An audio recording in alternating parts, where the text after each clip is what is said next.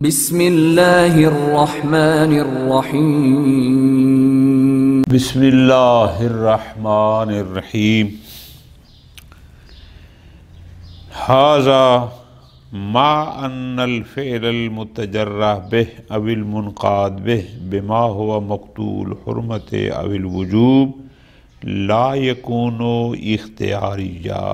توجہ کرنا ہے غیدان، گزارش یہ کی تھی امر ثانی میں کہ شیخ انصاری تجری پر یا انقیاد پر ثواب یا ہمارا موضوع تجری ہے، تجری پر عقاب کے قائل نہیں تھے، لیکن مرحوم اخوند رحمۃ اللہ علیہ یہ تجری پر عقاب کے قائل ہیں جیسا کہ انقیاد پر ثواب کے قائل ہیں۔ یہ بات ختم ہوئی۔ دوسرا نقطہ اس میں یہ شروع ہوا تھا کہ اگر کوئی شخص تجری کرتا ہے تو اس کی اس تجری سے اس فعل واقعی کا جو بھی حکم تھا، وجوب یا حرمت کا، حسن و قبح کا، اس کی قطع سے اس کے اس حکم واقعی پر کوئی فرق نہیں پڑتا۔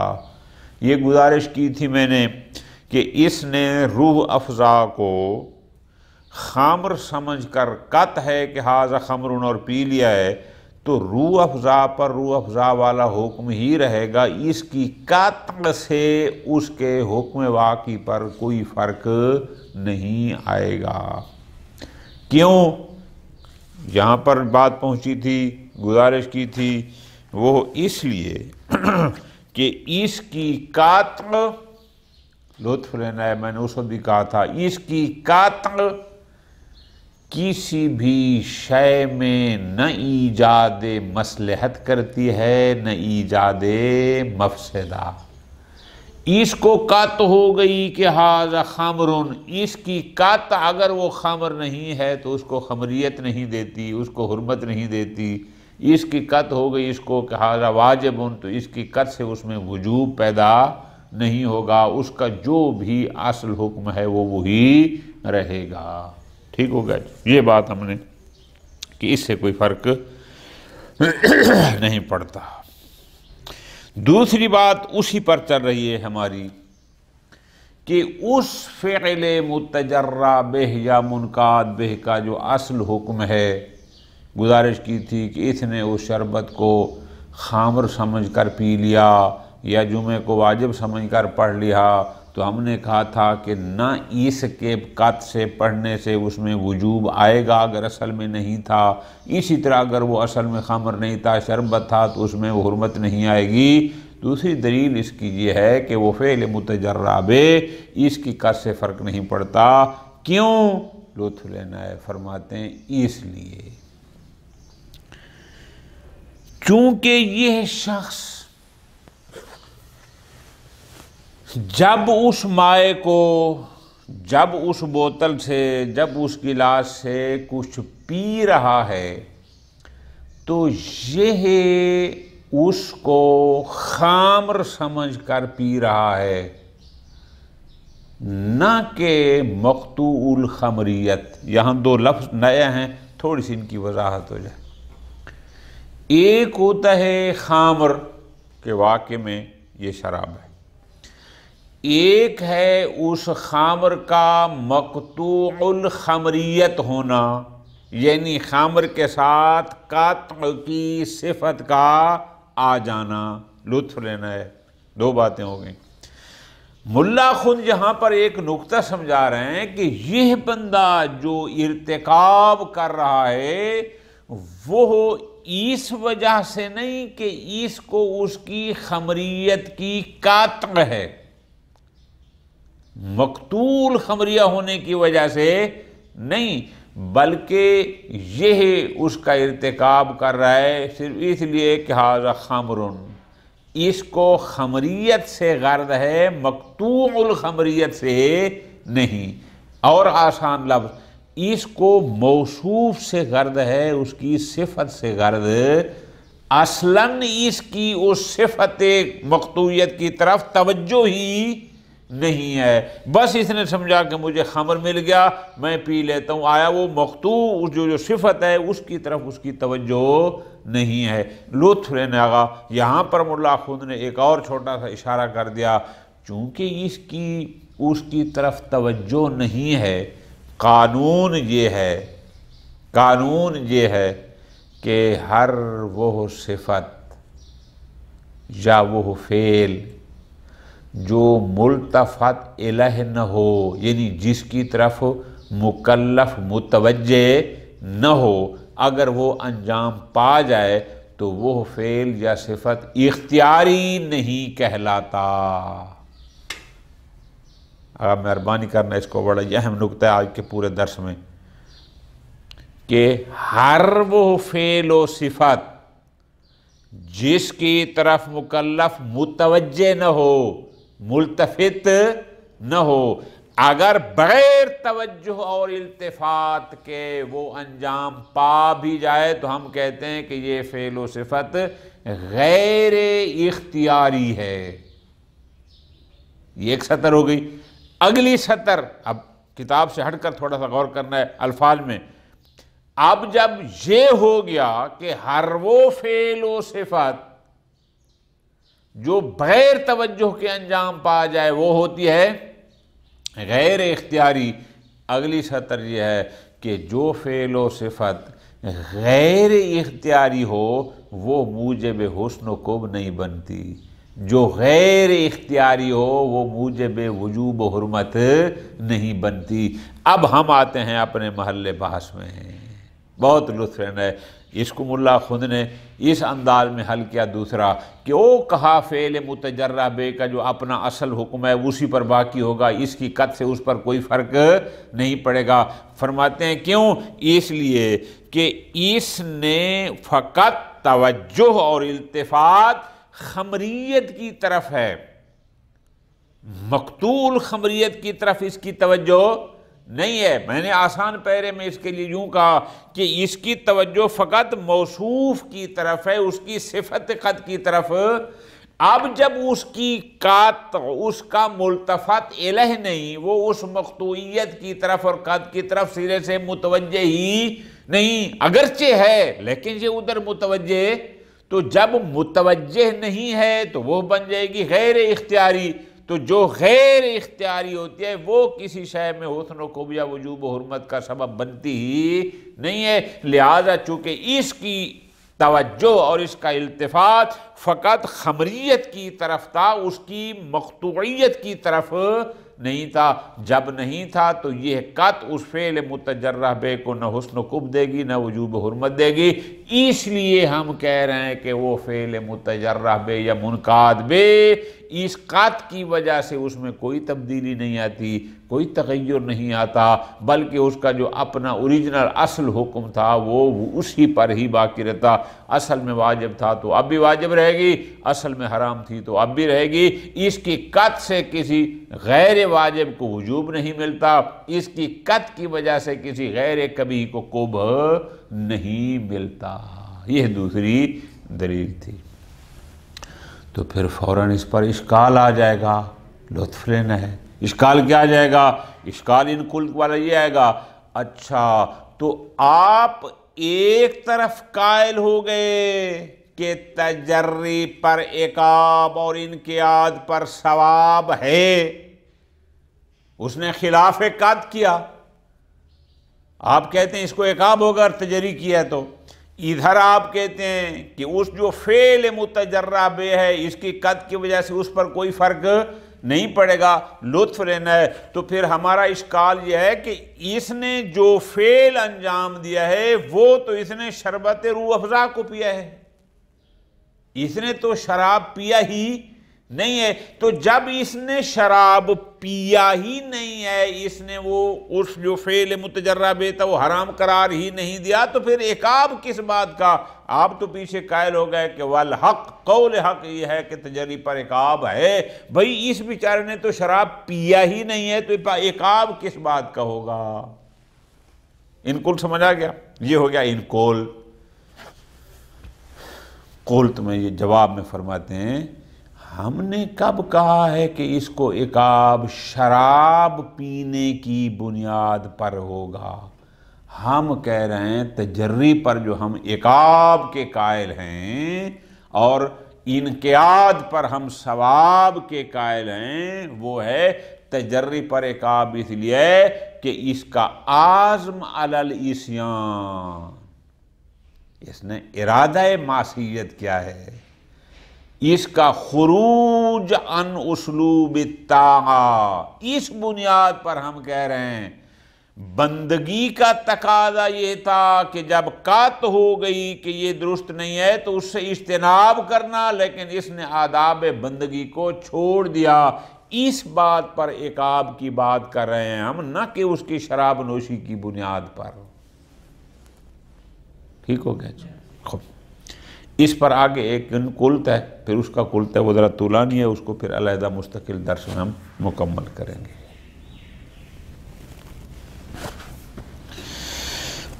ہاذا خذ ہاذا، کیا وہ جو ہم نے بات کی تھی کہ اس کی قط سے فعل متجرہ بہ کا جو اصل حکم ہے اس میں کوئی تبدیلی نہیں آئے گی، اگر وہ حسن تھا تو حسن رہے گا، کبھی تھا تو کبھی رہے گا، واجب تھا تو واجب رہے گا۔ کیوں؟ ہم نے یہ کہا تھا کہ یہ قط کوئی محبوبیت اور مبغوضیت کا معیار اور ملاک نہیں ہے۔ اب اسی پر دوسری دلیل یہ ہے، فرماتے ہیں ما ان الفعل المتجرہ بہ، دوسری دلیل ہم اپنے اسی نظریے پر یہ دے رہے ہیں کہ یہ شخص جو فعل متجرہ بہ ہے، یعنی جس مائے کو یہ خمر سمجھ کر پی رہا ہے، اویل منقاد بہ، یا جس نماز جمعہ کو زمانہ غیبت میں یہ واجب سمجھ کر انجام دے رہا ہے، یہ فعل متجرہ بہ یا منقاد بہ، بما ہوا مقطوع الحرمت او الوجوب، اس لحاظ سے کہ اس کو اس کی حرمت کا قطع یا حرمت کا وجوب کی قطع ہے، یعنی ایک ہے واجب ہونا، ایک ہے مقطوع الوجوب، ایک ہے حرام اور ایک ہے مقطوع الحرمہ، یعنی دو باتیں، صفت اور موصوف ترتیب سے چلنے کے تو آپ کو آسان ہو جائے گا۔ فرماتے ہیں بما ہوا، اب یہ جو اس متجرہ بہ کو انجام دے رہا ہے یا منقاد بہ کو، فرماتے ہیں بما ہوا مقطوع الحرمت او الوجوب لا یکون اختیاریہ، یہ اختیاری نہیں ہے۔ ذرا غور کرنا، اس میں اشتباہ نہ ہو جائے۔ آپ کہیں گے جی اختیاری کیوں نہیں ہے، اس نے خود وہاں سے گلاس اٹھایا، خود پی لیا، یہ فعل کو اختیار انجام دے رہا ہے۔ فرماتے ہیں بات کو ذرا سمجھیں، ایک ہوتا ہے گلاس اٹھا کے پینا، یہ اور چیز ہے، یہ اختیار ہے شرب۔ ایک ہوتا ہے مقطوع الخمریہ، یعنی دو چیزیں، یہ خمر ہے اور پھر چونکہ مجھے قطع ہے کہ یہ خمر ہے، اس صفت کو ساتھ ملا کر صفت کی طرف متوجہ ہو کے پینا۔ فرماتے ہیں یہ مقطوع الحرمت او الوجوب لا یکون اختیاریہ۔ اچھا جی، کیوں؟ اس لیے فَإِنَّ الْقَاطِعَ لَا يَقْصُدُ إِلَّا بِمَا قَطَعَ أَنَّهُ عَلَيْهِ مِنْ عُنْوَانِهِ الْوَاقِعِيِّ الْإِسْتِقْلَالِ لَا بِعُنْوَانِهِ الطَّارِئِ الْعَالِي۔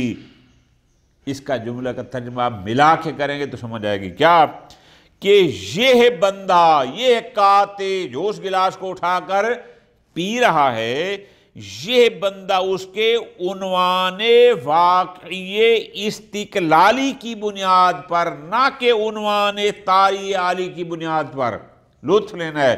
عنوان واقعی استقلالی سے مراد کیا؟ یعنی اس کی خمر ہونے کی بنیاد پر، نہ کہ عنوان طاری عالی۔ عنوان طاری کیا تھا؟ مقطوع الخمریہ ہونا۔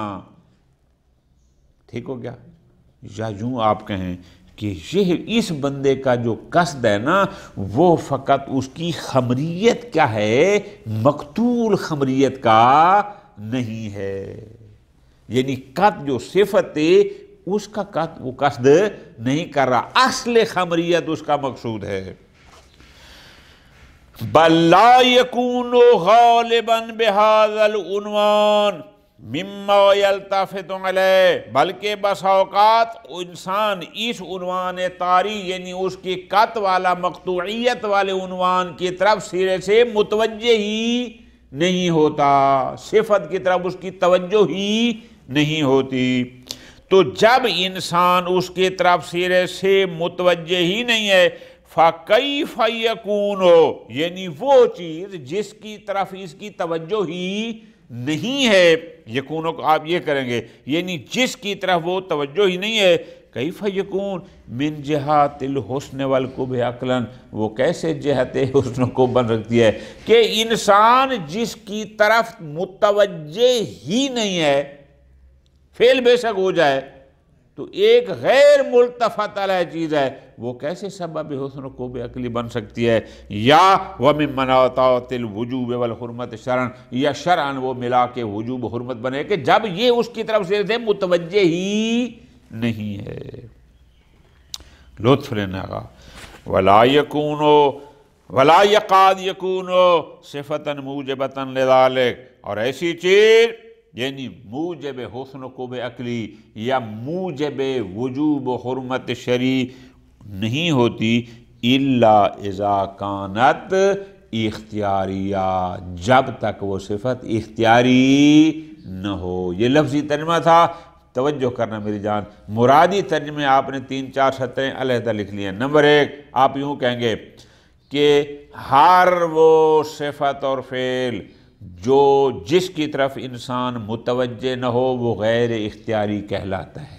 ایک ہو گیا، یہاں پر انسان اکثر اوقات قط کی طرف متوجہ نہیں ہوتا بلکہ فقط خمریت کی طرف ہوتا ہے، تو جب قط کی طرف متوجہ نہیں ہے تو یہ ہو جائے گا غیر اختیاری۔ جب غیر اختیاری ہوگا تو نہ یہ سبب وجوب حرمت ہے نہ سبب حسن و قبح ہے۔ لہذا اس لیے ہم کہہ رہے ہیں کہ وہ فعل متجرب یا منقاد بے جو اس کا اپنا اصل ہے، حکم ہے، وہ اسی پر باقی ہوگا، اس کی قط کی وجہ سے اس کے حکم اصلی اور واقعی میں کوئی تغییر تبدیلی نہیں آئے گی۔